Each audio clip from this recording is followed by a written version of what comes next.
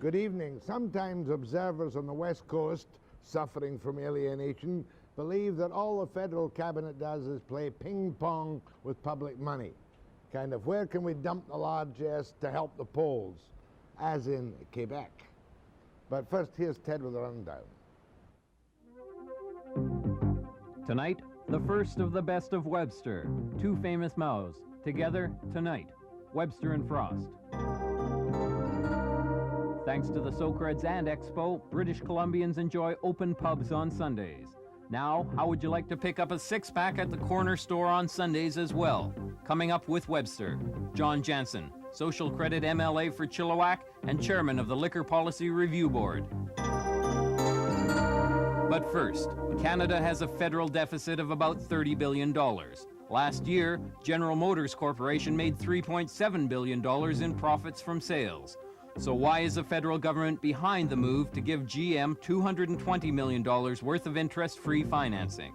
In the studio with Webster, Michel Côté, Federal Minister of Regional and Industrial Expansion. I'm very happy that he's not now the postmaster in charge of Canada Post as well. Is that right, well, Mr. Côté? Sometimes, I tell you, I was really enjoying myself with the post office, but unfortunately, Prime Minister asked, relieve me of that mandate and give it to Harvey Henry, which is doing very well, as a matter of fact. You may accuse me of Western alienation, but there's no other element in my question when I tell you that since the days of Jean Marchand, Dree has been regarded in the West Coast as a means of bolstering party support, most often in the province of Quebec. Is that not a correct assessment of those bad old days? Well, I don't think so. I mean, treating with regional disparities, Jack, is not very easy. And I think that we've recognized the necessity to work on that. Prime Minister said so many times that he wants to work on that. We've initiated some actions already to help every region, I might say, even BC and even Western. I know, but even at that, I can't resist going back to all the money that was spent in Manicouagan all of a sudden. Oh, that's the kind of overt display of parochialism which makes people here kind of gag in their throats. No, I think that it's a matter of perceptions, Jack. I think that the federal money is being spread through all regions to different programs. When you look into my budget, for instance, at DRI, I have 800 million, but there's a lot of other programs that are regional development initiatives that have benefited to all Canadians. But you give away more than you apply more than 800 million in any 1 year, don't you? Oh, well, and I am administrating as well all the others agreement for every province, including BC. So you're handling a couple of $3 billion of public money? Close to. Is it not used, though, as a political support in many ways, before I quote examples? Well, we're trying to, we're setting up initiatives and we're setting up priorities for each regions, and we decide to go on every one of them. Like, for instance, BC, we've entered into an agreement, another agreement with the British Columbia province, with the federal money. 50-50. It's 50-50, but it cost us $300 million. Over 5 years. Over 5 years, but we're, added to that, there's a lot of other initiatives that we've done, like the Expo, for instance, like Cominco, like other initiatives. Oh yes, you did put a lot of money into Expo, and I think you put 69 million into Cominco. Yes, but what 79. About 79? Yes, sir. That was for the new smelter? Yeah. Now, but what about this business where the public looks at General Motors making $3 billion profit a year, and all of a sudden, you and the Ontario government agreed to throw in a couple of $100 million in interest-free loans? That seems, for a Conservative government, like extraordinary largesse. No, Jack, first of all, we have to understand the whole issue, which, first of all, we have to maintain jobs that are there. I mean, we can't have it both ways. Canadian auto workers, for instance, wanted the government to maintain the jobs that were already there. We have a North American problems. It's not a Canadian problems with the automotive industry. You know that. You and I know that. So we got to protect the jobs that we have here. So they said... So General Motors were on its way to close some plants, 11 of them, in North America. And because Saint-Thérèse, the decision was made to close if the government, provincial and federal, were not giving any help. And So you know therefore- that GM has lost a lot of its market share in North America recently because of all the Asian manufacturers and all the others. We've got 20,000 unemployed woodworkers in British Columbia. Perhaps you could do something to help some of our struggling lumber companies, Well- which would save maybe 500 or 600 or 1,000 jobs. We'd be very grateful. But instead, all we see, you know, are what happens in the East. Quebec, for instance, Jack? got $461 million, 1.5 times that even given to Ontario since '84. Well, for instance, What did we get? well, no, you're referring to the forestry, the lumber industry, for instance. You know that in this ERDA agreement that we have, you know, 62 million of that 300 million goes to forestry the forestry industry, for instance. So that means that there's a lot of initiative that will come out of that will benefit, local people. Tourism is another one, and I'd say that every region has its own priority. And the federal government is here to help and is there to help when, for instance, the icebreaker. I remember the last time you and I were here. What and then I about was the there. icebreaker? Well, Here we are, you came out, or Crosby came out, and did not quite make an announcement about the icebreaker. Well- Now, we're looking for largesse too. And when are we going to get the icebreaker? well, the announcement of the icebreaker coming to West Coast was an important issue, and the government wanted to deal with that as soon as possible. That's exactly what we did. There's two phases on that, the design phases and the construction phases. We're still on phase one, and when the phase one will be crossed, then we'll go to phase two, which is the building of But the icebreaker. even at that, you know, I won't raise the fuss But about you know it, that we're dealing with a company that has financial problems which here. you'll have You to and help. I know You'll that. have to help or guarantee or do something. Well, we've done it, Jack. We've done it. If you take the company, Versatile Corporation, we've started to help in the East because some of their assets were in the East, the farm equipment, and then we're helping for the West Coast. But just a minute, just let's look at it broadly, and I'll drop my Western alienation.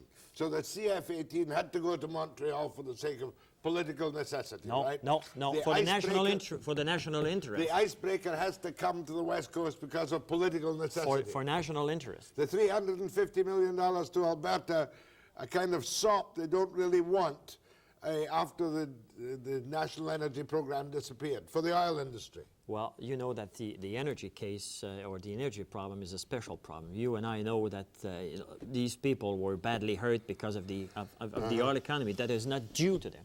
So the federal government has to be there as well as we had to be there for the farmers. You got to agree with that. The federal government and assistance have to be provided when their needs are. A political science question. Is it not a fact that a basic platform of a government which wishes to stay in favour and stay in power must allocate money where it's needed most for votes? Well, we want to deal with the region. That's what regional disparities are all about, Jack. They're spread all over the country. We have to deal with the Atlantic Agency. We've said that we would in the throne speech as well as we will in the Western diversification. Prime Minister has announced that. How the devil are we going to manage in a legitimate free trade agreement with the United States? Can we keep our regional economic plans, our industrial expansion, without being accused by the Americans of total subsidization of ailing industries? That's the complexity of the issue. That's why we have to take all the time that is needed for this government to deal with that. Have you any announcements to make on the West Coast this week which might encourage us and perhaps make us drop some of our conservative alienation? Jack, you know that every time I come west, it's because I have good news. First of all, it's always a pleasure to come here. What have you got this time? I've got here, tomorrow we're going to make an announcement. The industries will put 100 million. The federal government will come and support with over 20 millions, and that will create more than 300 jobs. And some of them are related to the automotive industry. Some of them are very high-tech jobs that will make sure that we're working to strengthen the industry, the competence that... You want to tell me any more? Well, it's hard for me to tell, but I invite you to the press conference tomorrow, Jack. Your calls and questions, and you can go the full range of the Conservative government's performance after the break.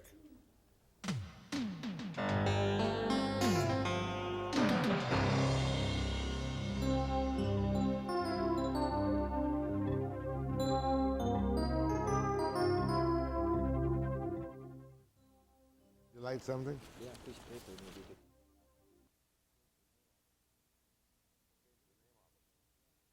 not change the name of it. Well,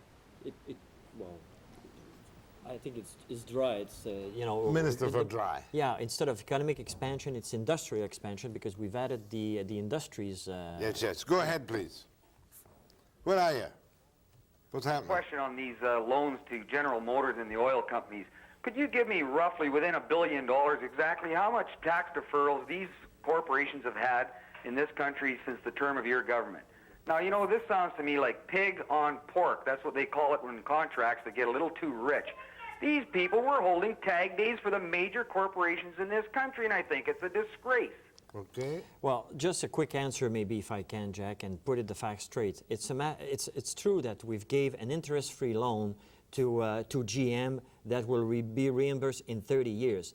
But the fact that we keep this plant open will bring additional revenue to the federal government yearly in the order of $200 million. You're talking about income tax? I'm talking about income tax that will be paid by, additional income tax that will be paid by General Motors. How much is that? How much hasn't been paid in the last 2 years? How much of this has been deferred? Which will, really what it means is they will never pay. He's talking about the old corporate deferral of tax profits. Well, these are, it's part of the Income Tax Act, and really, every company can take advantage out of that.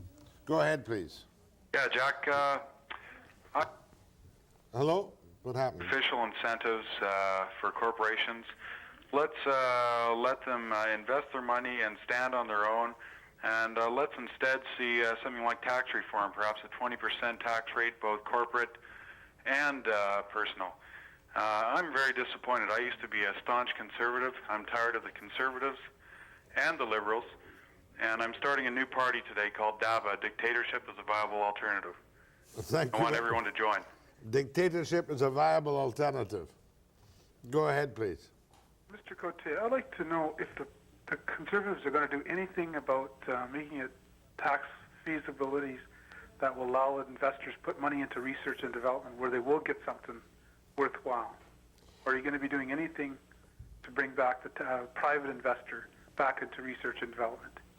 Well, I think that I don't want to, first of all, the tax reform, that Michael Wilson, the Minister of Finance, has announced his intention to come with the tax reform. Obviously, this will be dealt with in the next months to come, but I can tell you that the government has intentions to put its priority in research and development and bringing the high technology. Just an example, if I may, Jack, very shortly. I led last November, and I'm still leading by the end of the month, a commercial missions that deals with the Eureka, the equivalent of the SDI mission in, with Europe, that allows companies like Microtel and others from British Columbia and all over Canada to come and make commercial activities and Good. And you won't do any more of the liberal scandal-ridden SRTCs? No. Go ahead, please. Yes, Jack, I wish your guest would at least leave the smirk off his face when he says that the CF-18 contract was... Oh, no, that's not fair. He wasn't smirking. Oh, dear, he was. I was well, no, but it's not a smirk. And I saw the smirk there. Jack? Carry on. I want to ask him to comment on Kenneth Dye's report, the Auditor General's report last November, when he said that Mr. Dye did a survey of the $200 million job creation program established by the Liberals in 1982 but carried on by the Conservatives after they came to power. Quote, it would be reasonable to assume, he wrote, that program funds would be distributed according to each region's share of overall employment. But he found that Quebec, with less than 30% of the unemployed, received almost 50% of the money. At the other end of the scale, British Columbia, with about 14% of the unemployed, got 4% of the job creation grants. Yeah, that was in Dye's report. Well, have you looked at that at all? Well, I could, I could cite a lot of statistics, Jack, obviously, but since we're in power since 1984, and I want to get into statistics, but unemployment has been brought down by 2 points, from 15 to 13% here in British Columbia. We've created 61,000 jobs, and you know, it's 4 times more than the previous government. I don't want to get into that kind of that sort of business and discussions, but obviously we've created an environment, a climate where we're inviting the industry. We've changed the whole you know, all dynamism and confidence in the country, in business. Well, we've got a couple of problems in Victoria too, mind you. Go ahead, please, from Campbell River. Yeah, Jack, they always tell us what they're giving us. Nobody's ever mentioned what they take from us. Yeah. Do you have a point? Yeah, I just want to know how much they take out of British Columbia compared to what they give us back. I don't think that's quite fair. Van der Zam uses figures which are really quite large. We pay 600 million in fuel taxes each year, and we get back about 30 to 40 million. But well, you have an answer for that in some ways.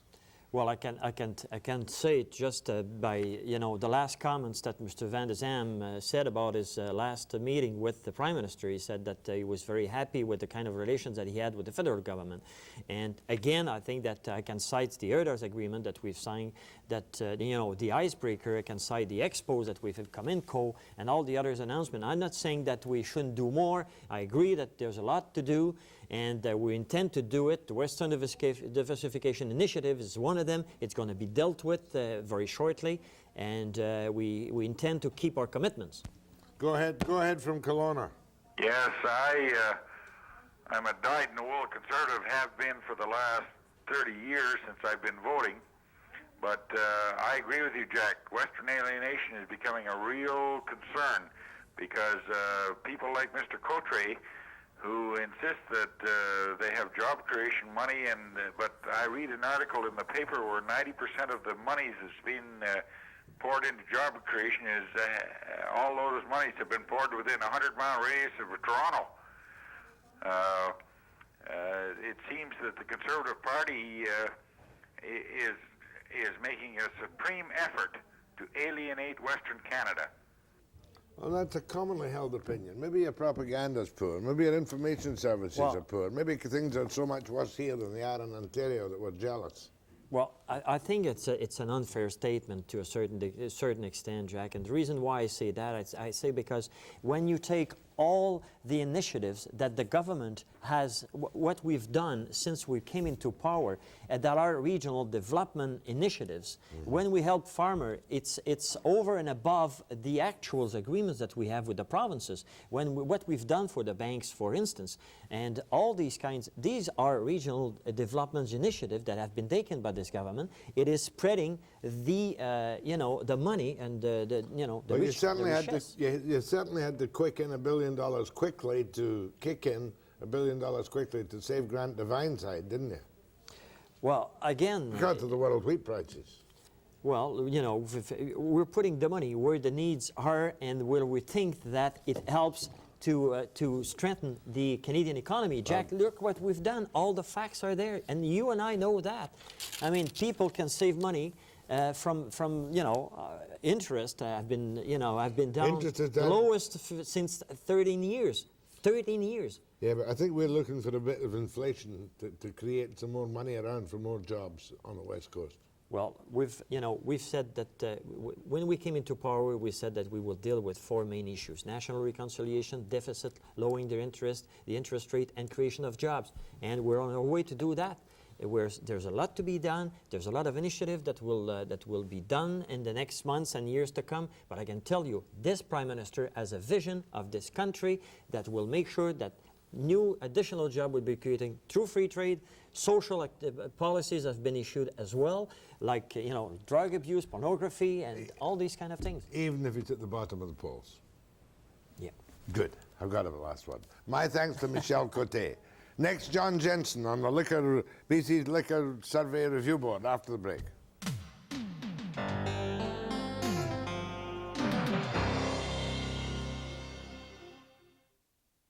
And license fees. John Jansen, former mayor of Chilliwack, right? Yes. MLA from Chilliwack. He's the guy running the Liquor Policy Review Committee studying booze in British Columbia, and he's going to be going around the country asking people to contribute their views at public hearings. Starting April 13th, Jack, we'll be touring the province in 14 communities and seeking public opinion regarding the liquor laws of the province of British Columbia. Now, let's start at the beginning. This is for the purpose of finding how much of the present liquor industry should go into private hands. Is that correct? That's one aspect of the total policy review. Have you expressed any views as to whether or not the Liquor Control Board retail stores should be sold? That's one option as well, Jack. Whether, if you look at privatization, the question whether the stores should be sold is certainly one of the options, yes. That would be, if you did sell those stores, and if I were arguing as a good social creditor, I would say, if you get rid of all the liquor stores, you can get rid of all the union members and all the union problems. Well, that's, of course, that's a thing you can look at, but when we're looking at privatization, there are a number of ways of looking at privatization. Beer and wine and grocery stores is a form of privatization. Before we start, though, for our little interview before we go to calls, how much did you get in last year, not your profits, in sales of booze in BC? Our total sales is about $1.1 billion. And our net profit to the coffers of the province of British Columbia is about $430 million. That's about a tenth. The 1,100,000 represents about a tenth of what, in fact, the total amount of the budget of BC. That's correct. Are we the biggest boozers in the country? Our per capita consumption is the highest in the country, yes. Wonder if there's a reason for that. Now, so therefore, what about, don't we have a number of places now, not within the liquor distribution system, where you can buy bottled booze? We have, Jack, we have a number of different ways now that liquor is sold. We have a licensee retail store which sells beer and wine, and we have in the rural communities what we call agency stores which sell liquor as on behalf of the government, as well as their regular products, be it hardware, be it groceries, whatever it is. We have some wineries that now have freestanding stores, correct? We also have wineries that enter into contractual relationships with various stores. We have Hudson's Bay, for example, Woodward's, and they sell their own wine, no other products on those shelves. And you've even got one in the London Drugs. And that's correct. That one was opened up a couple of weeks ago. And that's not dissimilar to the one, for example, that is in the Woodwards. Yeah, but does that mean that there's a possibility that every store that wants it can, like California, buy your groceries and then walk up and down the wine and hard liquors? And that's the purpose of the Policy Review Committee. We want to hear what the people of British Columbia have to say in regard to that type of option. What about hours?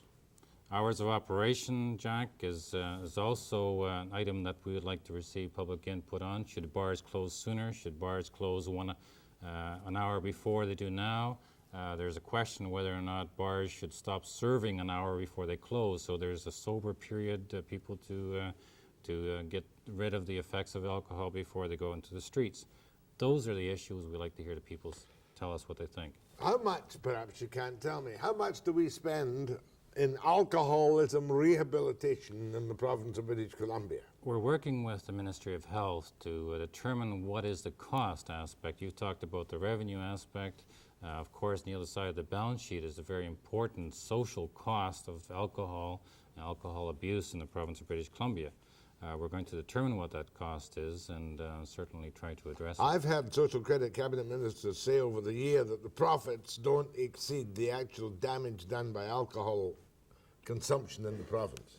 I think that that's a fair statement. The statement, I think, should be that the cost, the social costs, far exceed the revenue that we received. I was speaking to a judge the other day, and he said about 85% of the cases that come before him are alcohol-related. Yeah, I believe about 85% of the people in Ocala, anytime are in there in some kind of alcohol-related or caused offence. Very serious problem. Do you think you're going to hear much in the way of a cry for prohibition? We've received about 300 written submissions already, and certainly some of those views expressed are suggesting total prohibition. So can individuals appear in front of your commission, or must they make an appointment and submit a brief? No, we certainly have appointments prior to the meeting, but we also have an open period at the end of the meeting where people can express their opinions. Get out and express their views. Now, do you believe that the pubs, the neighbourhood pubs, have been a success? The neighborhood pubs have indicated to us some of them are good operations and they really truly are the concept of a neighborhood pub. Others have created some problems in their neighborhoods. They approached us and requested that their seating capacity be increased. They're currently at 65 seats. They've requested that that seating capacity be increased to 100 plus 25 for a garden area. That's again one thing we'll have to address. The whole concept of cabarets, neighborhood pubs, restaurants, hotels, the whole thing, entertainment. Well, with the laws as they are now in certain parts of BC, you can be carrying a knife, go in, get drunk and stab somebody.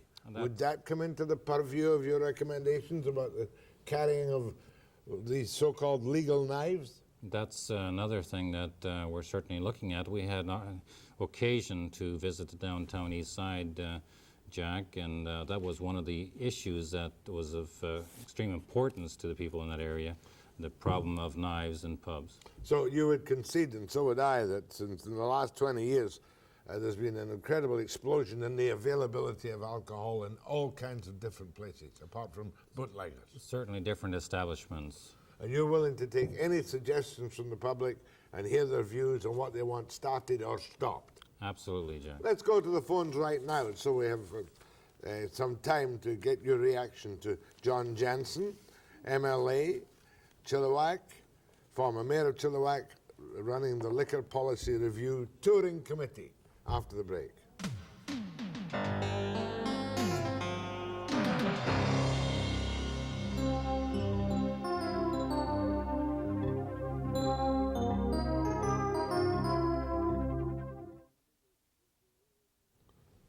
What's the legal drinking age? Legal drinking age right now is 19, Jack. By the way, do you drink yourself? You bet. Wine? Drink wine and whiskey, yes. What type of advertising do you envisage? Well, advertising is a sensitive issue as well, that advertising shouldn't encourage consumption. It should perhaps relate to brand identification, but should not encourage consumption. Surely it's as bad as cigarettes for people and shouldn't be advertised at all. That's another issue that to be considered, yes. Which somebody will tell you. Yes. Just briefly on your little pub crawl in Vancouver, were you impressed or otherwise? Well, we saw some of the problems, Jack. A proliferation of establishments, perhaps over-serving to some extent, overcrowding. Those concerns are very important to us. Mm-hmm. Go ahead, please. Yes, Jack. First, a comment. I'd suggest the reason why the drinking is so high in BC is because we have a so-called government. And secondly, my question is whether the minister intends to change the rules so that Expo maintains their high availability of seats in their pubs on that location, whereas other pubs do not have the opportunity to have such a large capacity.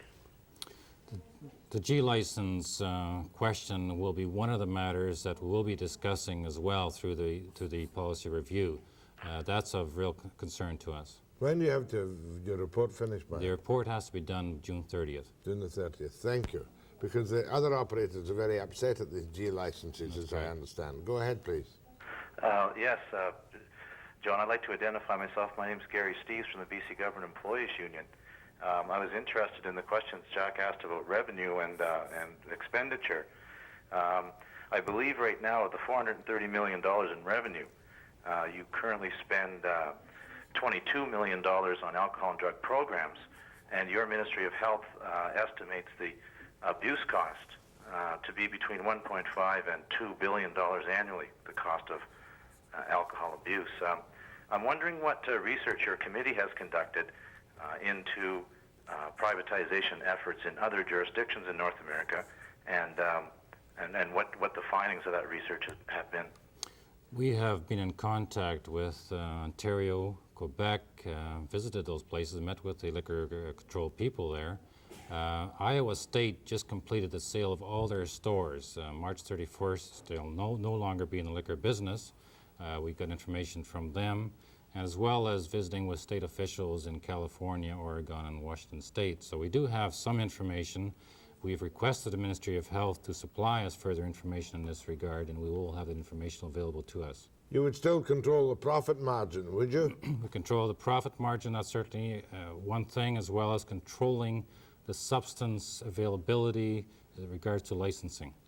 Have you looked at the state of Pennsylvania, where they have just a year ago completed a very extensive 6-volume review of the Pennsylvania Liquor Control Board, and concluded that the social costs and economic costs of increased availability of alcohol led to a conclusion that they didn't want to move from a control model and didn't want to privatize the sale of alcohol products. But it's a very interesting model because it's so similar to British Columbia in terms of volume and size of the system and the clientele served.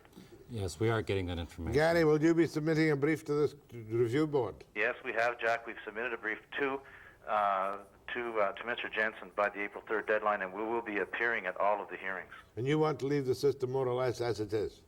Well, we think there are some improvements can be made to the current system, Jack, but we think that the control model, the present system, should be maintained and improved so that customer service to the public can be improved, but not eliminate the control model that's so desperately needed when you're dealing with the distribution of a drug. Thank you very much. Go ahead, please. Yes, Jack. I was just calling. I was listening to a radio advertisement today, and there it was the BCGEU advertising that they wanted to stop the privatization, and it sounded to me just like all they wanted to do was preserve their own jobs, I guess would be the best way of putting it. And that sounds like it's a little bit wrong to me, too. Mr. Jansen? Well, we're interested in receiving submissions from the BCGEU, certainly, and I know that they will be making presentations to us, and I look forward to receiving their applications. Mind you, your Premier had said to Webster I'd live that he's interested in privatizing almost everything. Go ahead, please. Yes, I just wanted to make a comment that I think that the advertisements that the breweries have and are allowed to make on TV are atrocious, and that they only do is promote drinking as a good life. I think the government should be in the business of promoting sobriety, and never mind kowtowing to their big supporters, the breweries. Thank you. Thank you. All the people on the beer ads are handsome, slim, sexy, young, looking, highly yes, successful, and the implication is that booze does that for you. That's right. Go ahead, please.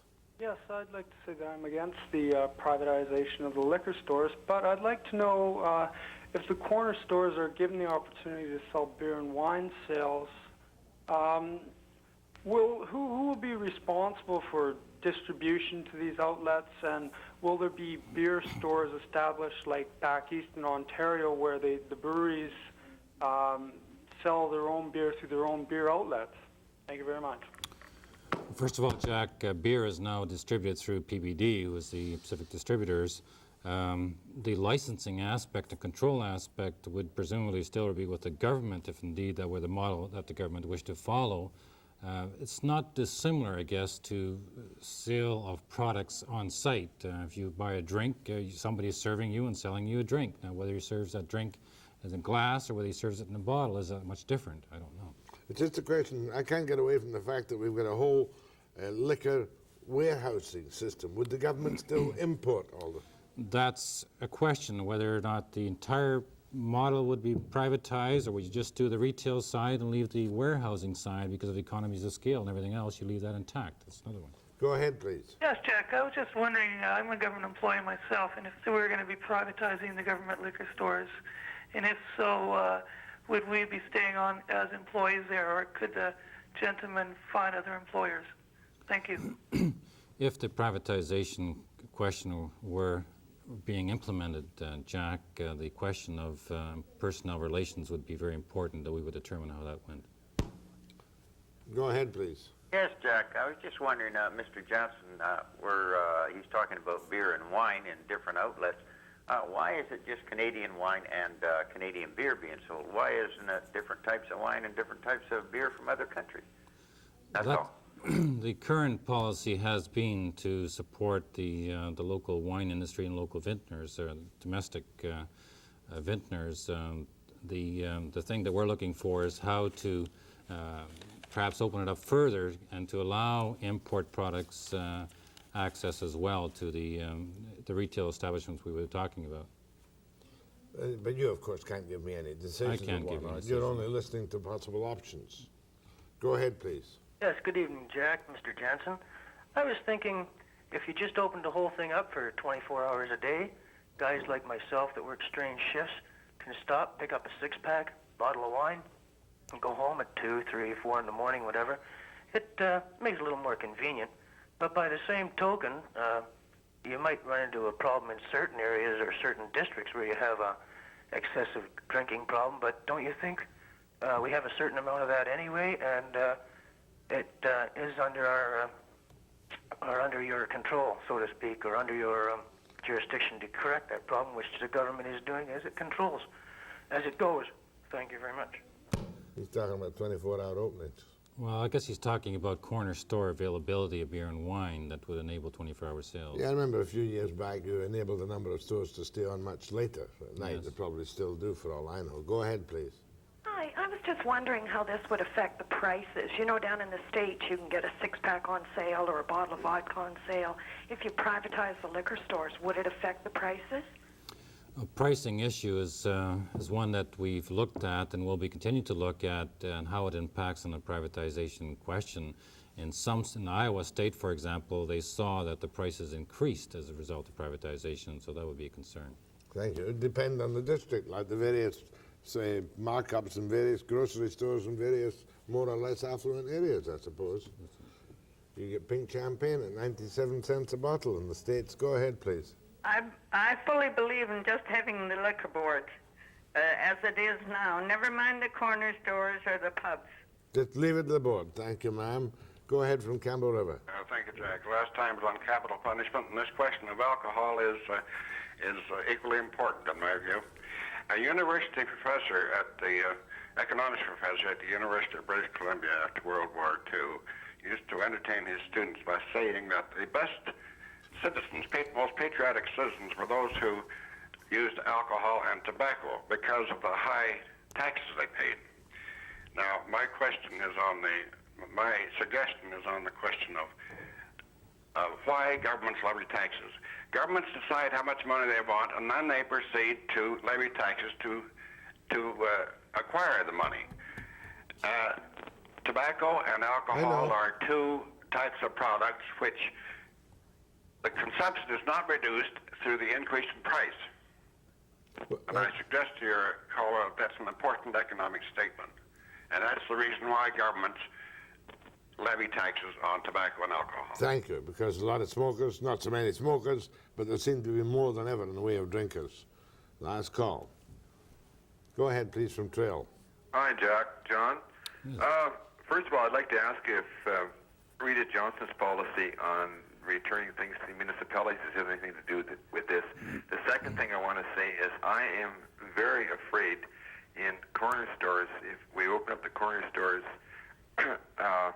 shoplifting is much more prevalent there than it is in a liquor store, and I would like to see it stay the way it is.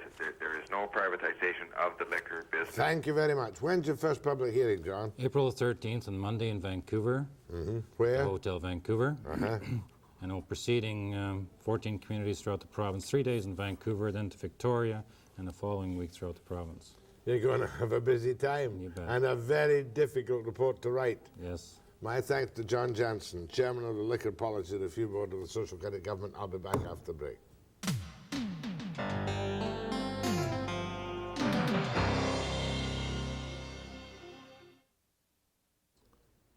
Coming up, as you know, to the end of this particular part in Webster's career. The Webster show ends on 1st of May. So in response to popular request, some of them my own, we're going to replay some of the best of Webster's. Now, tomorrow night, Shirley MacLaine, but tonight, David Frost. You have such an interesting job, you meet such interesting people, but you also meet some incredible bumbling bores, don't you? Well, I mean, politicians can vary, can't they? They can sometimes be fascinating, or sometimes you know that they're there to cover up or whatever. You know, when a politician says to you, you know, I have nothing to hide, he really means I've already hidden everything, doesn't he? You know, we all know that. And sometimes they're the sort of people, I'm sure you get it, where you go berserk trying to get them to say something definite. You know, I mean, the most fearless thing they'll do is to come out against road accidents, you know, or attack litter, you know.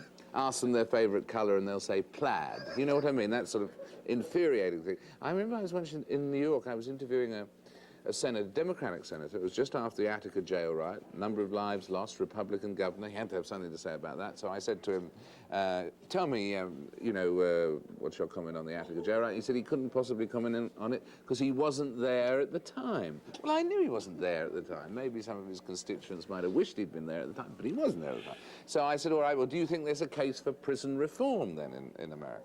And he said, well, there might be a case for a modicum of prison reform. Not too big a modicum, not too small a modicum, but a sort of modicum of a modicum of a modicum. And there might be, only might be a case for that. Not definitely, but there might be a case. Anyway, and I was going berserk, trying to get him to say something definite about anything.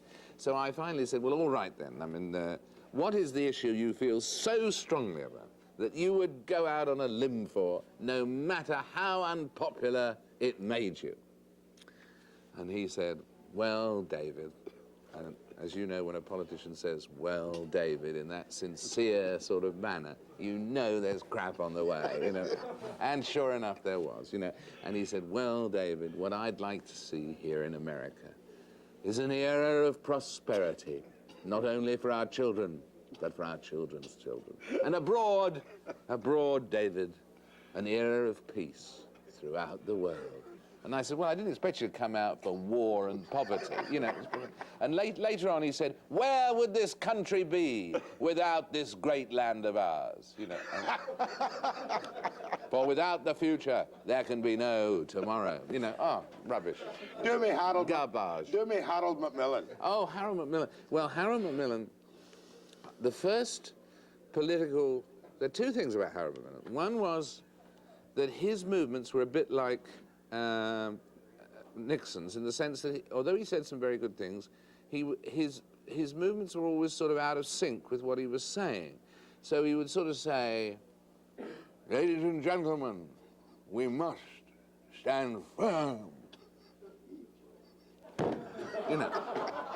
You know, just out of sync, you know what I mean? And the very first political meeting I ever went to, he was speaking and he stood up and he said, people have come here today from the left and from the right, from near and from far. You know, he once said there is no housing problem in Britain today. It's just a rumor put about by people who have nowhere to live. It's hard to believe. In that mood, the problems in Northern Ireland related to a specific story. Ah, well, this was triggered off, I think, there was a guy at the Ministry of Defence who said this marvellous remark. He said, quote, in 1914, we fought the Germans and won. In 1939, we fought the Germans and won. What the bloody hell are we doing in Northern Ireland when we could be fighting the Germans and winning again? Now, the funny thing about that was that I was quoting that in a speech a few months ago, this remark. And it was a travel convention in Europe. And I was halfway through this story when I realized that the audience was indeed 75% German. I mean, virtually no one but Germans in the audience. And I was into this story, halfway through it. And so I said, this guy at the Ministry of Defence said, in 1914, we fought the Germans and won. In 1939, we fought the Germans and won. Now we're friends and allies working together to build a better world. People looked absolutely amazed, you know. Oh, dear, dear, dear. I love people, I'm sure you do too, who are larger than life, bigger, more like they're supposed to be than you could have ever hoped for. And Noel Coward was one of those. I mean, when I asked him of Coward, I said, you know, when did you first realize you were a star? And he said, when I was 2. Well, now that's what Noel Coward ought to say, isn't it? That sort of thing, you know. And I remember one occasion going, where there was a Tony Awards in New York, and the awards were being presented. And afterwards, there was this reception at Pyrenees Restaurant. And Coward was there. He'd received an award. I was presenting one, and Cary Grant was presenting one. And afterwards, Coward was cornered by the cameraman for about 20 minutes. And finally, Cary Grant and I were wheeled in to provide a bit of moral support around this sort of booth banquette, so that there were now 3 people there being photographed, but they were still there photographing Coward. And as we sat down, Coward, still posing, said as we sat down, "Will somebody please take the smile off my face?" And he was still smiling, you know, through the whole thing. But I remember, do you remember the coronation? I mean, the thing when great big Queen Saloti of Tonga, about 7 foot, great big fat lady, Queen Saloti of Tonga, was driving along in her open carriage with her tiny, meek little Prime Minister next to her. And someone, Coward like everyone else, was watching the thing, and someone said to him, "Noel, who's that with Queen Saloti of Tonga?" And Coward said, "Her lunch." I interviewed Prince Charles about the time when he became Prince of Wales, in fact, because it was at his inauguration. He was just about to be inaugurated. In fact, it was the word I remember was investiture, which is one of those words about pronouncing, as someone once said about the Italian director Antonioni, I know how to spell it, I just don't know when to stop, you know. Investiture. Is he easy to chat? Yes, he's terrific. I meet him quite often, and to this day, and he's charming and witty.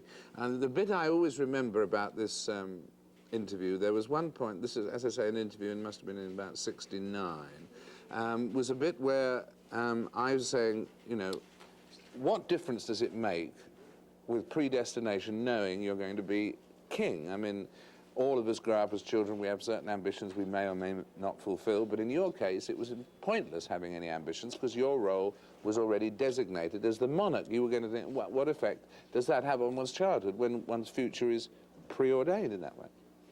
And he said, well, and I said, you know, I wanted to be a soccer player, and every small boy in England wants to be a train driver, but all of that would have been irrelevant for you. And he said, Prince Charles said, well, yes, he said, when I was small, when I was 3 or 4, I wanted to be a train driver too. But he said, then when I was about 6, I woke up one morning and I realized I was sort of stuck. And I thought, sort of stuck, as a way of describing becoming the king, was a masterly piece of British understatement, don't you think? Sort of stuck. Rather like the rich man in London who said to his chauffeur, "Drive over a cliff, James, I'm committing suicide." Go ahead, please. That is I. That is you. No profundities, none whatsoever. Just a very simple thank you so much. Woke up this morning, stayed in bed, the lemon tea, the sniffer, all that jazz, dying with the flu. After watching you two, you should be bottled. You ought to bottle yourself. The most curative elixir I have ever in my life experienced. God bless you both. Keep it up. What a lovely call. Isn't she wonderful? Maybe she'll leave her number. Oh, you're happily married again. And I'm leaving today, alas, to go back to England, but so... That's the nicest call I think I've ever had. It's so lovely, that call. If you're still watching, thank you.